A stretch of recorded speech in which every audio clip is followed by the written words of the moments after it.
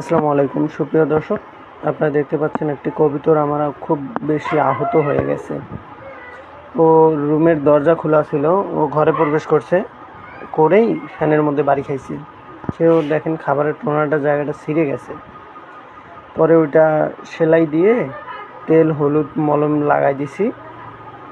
দেখি ইনশাআল্লাহ খুব তাড়াতাড়ি সম্ভবত রিকভারি করবে। বাট ওর বাচ্চা আছে, বাচ্চাগুলোকে এখন একটু খাবার খাওয়াইতে পারবে না কিছুদিন।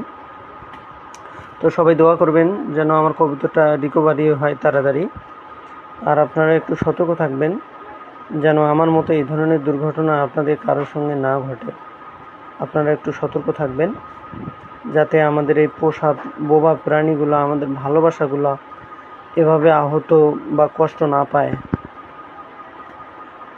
ঠিক আছে, আপনারা একটু সতর্ক থাকবেন। ধন্যবাদ সবাইকে। এখন যেহেতু গরমের দিন, আপনারা একটু সতর্ক থাকুন। আসসালামু আলাইকুম।